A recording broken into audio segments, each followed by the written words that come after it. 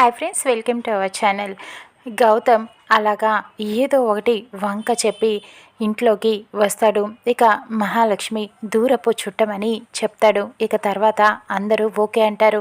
ఇక మహాలక్ష్మి గౌతమ్ని లోపలికి తీసుకువెళ్ళిన తర్వాత కోప్పడుతూ ఉంటుంది. అసలు నువ్వు ఎందుకు వచ్చావురా? నువ్వు వచ్చే ముందు నాకు ఒక్క ఫోన్ అన్నా చెయ్యాలి కదా, నేను రమ్మనకుండా ఎందుకు వచ్చావు? కాస్త టైం పడుతుందని చెప్పాను కదా అని అరుస్తూ ఉంటుంది. లేకపోతే ఇంకా ఎన్ని రోజులు నన్ను వెయిట్ చేయమంటావు మామ్? ఇక నా వల్ల కాదు. నీకు అన్నీ నిజం తెలిసిన ఆ సుమతి బ్రతికి లేదు కదా, అది చచ్చింది కదా, దానిని చంపేశాను కదా, మరి ఇంకా ఎందుకు భయపడుతున్నావు అని చెప్పి అడుగుతూ ఉంటాడు.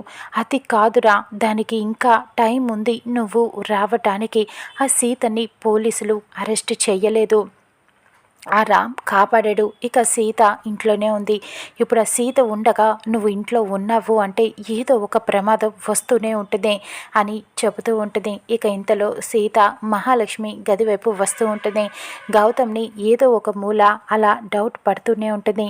అటువైపు వెళ్తూ ఉండగా వీళ్ళేం మాట్లాడుకుంటున్నారో విందామని చెప్పి ఇక సీత అలానే గది బయటే నుంచొని ఉంటుంది. నువ్వు అర్జెంటుగా ఇక్కడి నుంచి వెళ్ళిపో అని మహాలక్ష్మి కోపడుతూ ఉంటుంది. ఎందుకు మా అంత భయపడతావు? నీకు ఈ ఇంట్లో అడ్డు వచ్చే వ్యక్తి ఆ సుమతి లేదు, దానిని చంపేశాను నేను. ఇంకా ఎందుకు అంత భయపడుతూ ఉంటావు?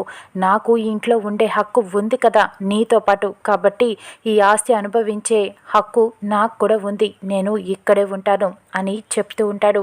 ఈ మాటలన్నీ కూడా సీత ఒక్కసారిగా వినేస్తుంది. ఆశ్చర్యంగా చూస్తూ ఉండిపోతుంది.